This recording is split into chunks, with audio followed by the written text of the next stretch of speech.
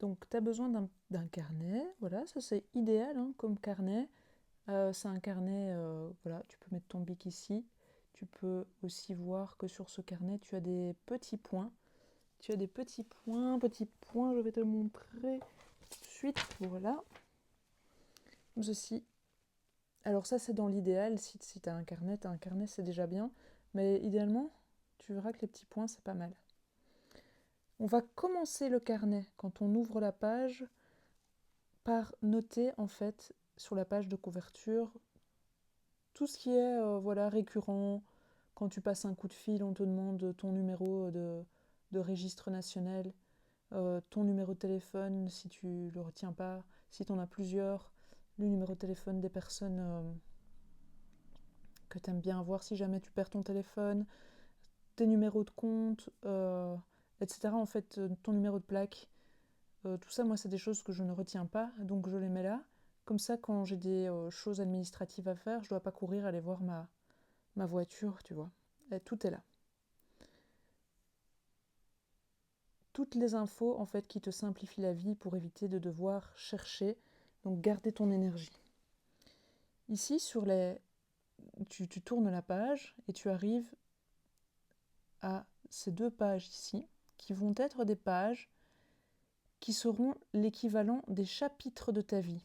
Donc, les chapitres de ta vie, novembre 2025, le numéro de page. Moi, il y a la comptabilité, j'aime bien savoir, toujours avoir mes frais fixes sous les yeux. Voilà, pour moi, il y a Fleur, mon chiot. Voilà, c'est toutes des choses que je vais aller avoir, que je vais aller aussi remplir au fur et à mesure.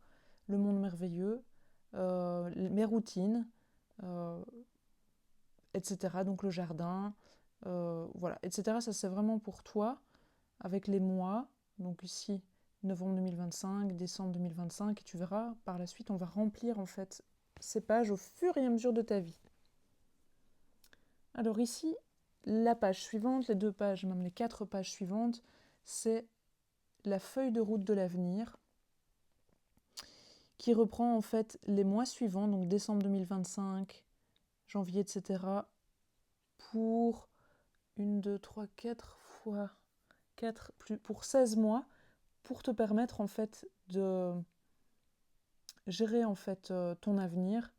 Tu verras quand, par exemple, tu as un projet qui te vient et tu te dis bah, maintenant j'ai pas le temps, bah, par exemple tu as le temps 2 mois après, 3 mois après, tu te dis bah, je vais le mettre au mois de février et comme ça à la fin de chaque mois tu vas vérifier si tu as bien rempli ce que tu avais prévu de faire ce mois-là.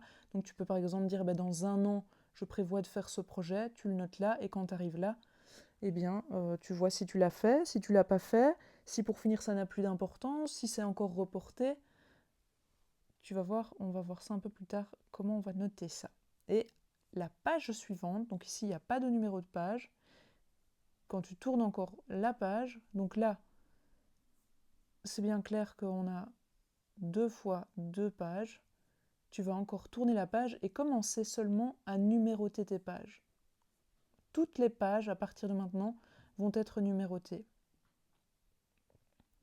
Ce qui va nous permettre ensuite d'aller retourner en fait sur la page de couverture pour aller noter les numéros de page concernés par rapport par exemple au mois de novembre 2025. Ce sera en page 1 et 2. Tu vois la page 1, novembre. Déjà si tu le souhaites, tu peux créer là ton agenda. Et puis là je t'ai mis un exemple en fait de mon Gifty actuel. C'est une de mes pages pour le mois de septembre parce que j'en ai 3.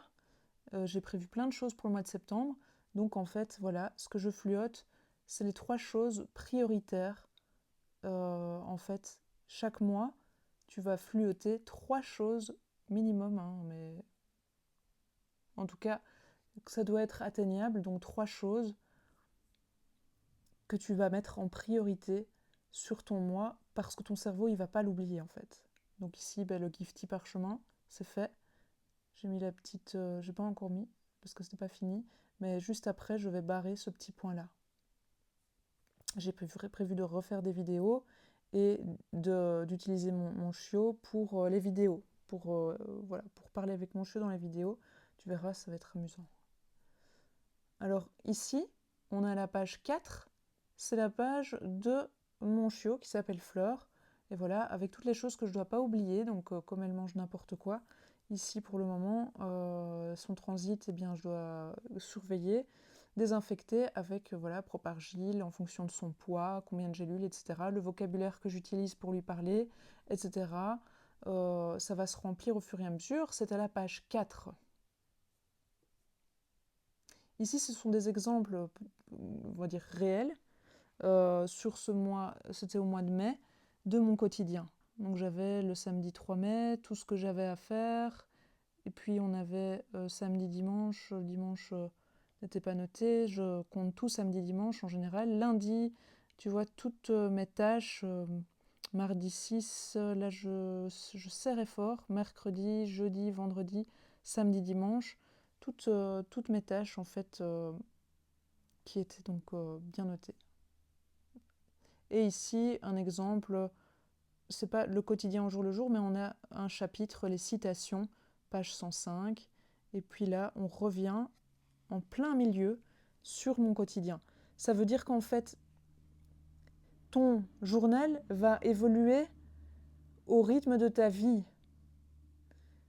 Si à la page 1, tu as le mois de novembre, la page 2, tu as la comptabilité, la page 3, tu as Fleur, la page 4, tu as le 5 novembre, la page 5, etc. En fait, tu vas le faire en fonction de ta vie avec les catégories au milieu de ton quotidien.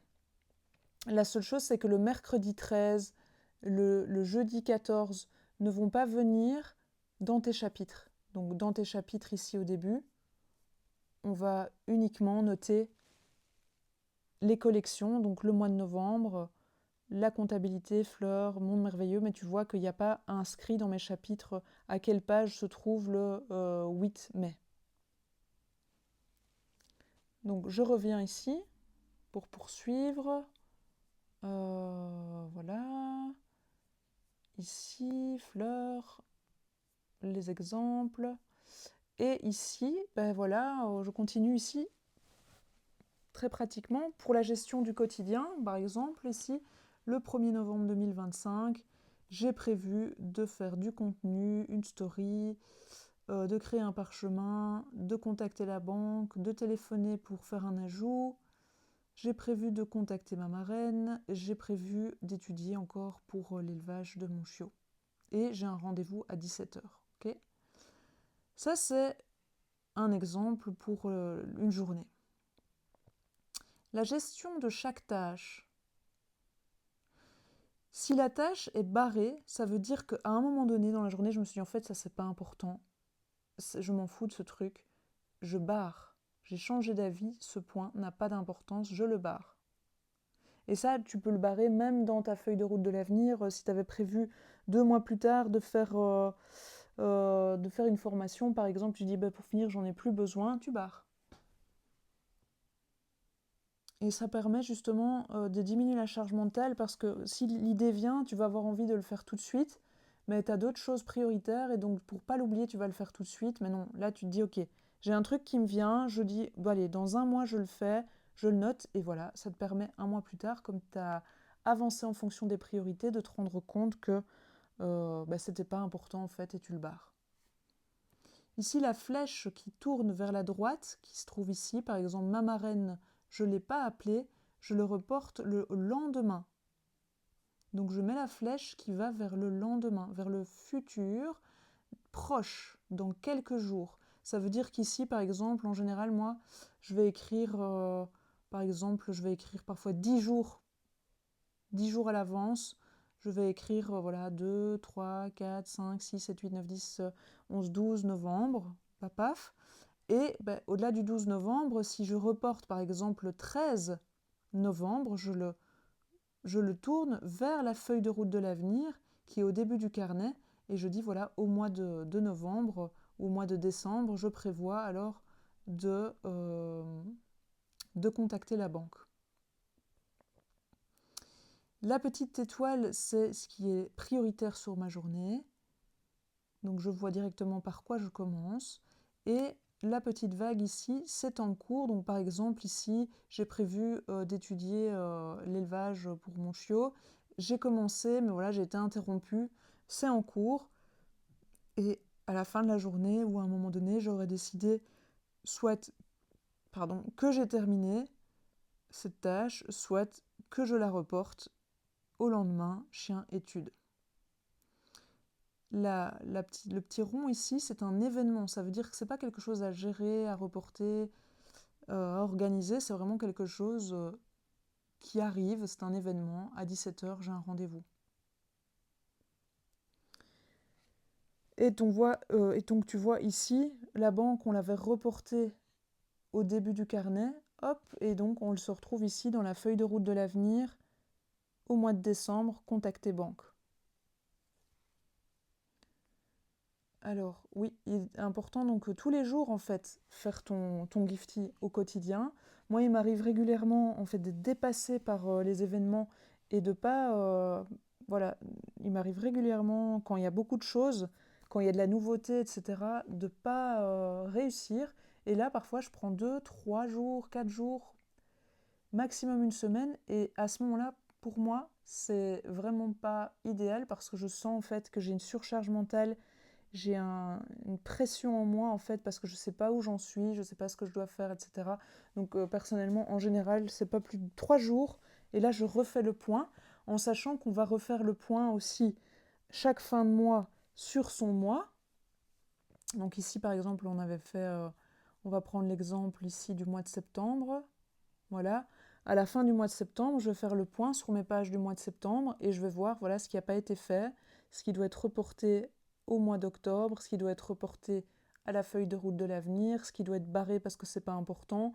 Euh, Vraiment pour gérer en fait ma vie, mon, mon avancée en fait vers mon but quelque part, parce que j'ai bien sûr mes buts en tête et toutes mes actions sont drivées par mes grands why, et donc de voilà, toujours refaire le point et ne pas oublier aussi, fin du mois, euh, d'aller voir dans la feuille de route de l'avenir pour voilà, faire le point sur euh, le mois écoulé, l'avenir, et de la même façon, barrer, reporter, euh, gérer tout de suite, etc.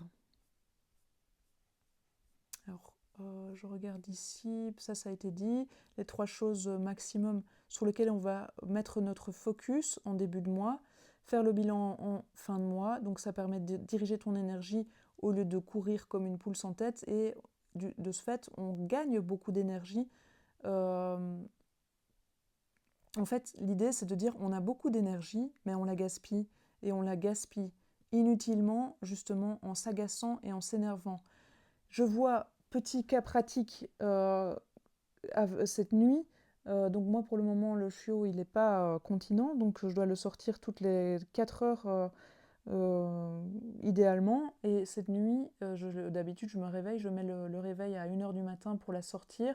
Et en fait, cette nuit, j'ai éteint le réveil et je me suis endormie. En fait, je me souviens vaguement. Et donc, ce matin au réveil, 4h du matin, bah, c'était la catastrophe parce qu'elle n'avait pas pu se retenir. Et là, en fait, j'ai compris encore une fois que l'organisation, c'était... Il fallait s'y tenir parce que si tu t'y tiens pas, en fait, ensuite, tu as, euh, tu as la merde, en fait. Tu as de la merde. Et tu dois rattraper, tu dois mettre une énergie de fou. C'est énervant, c'est pas prévu.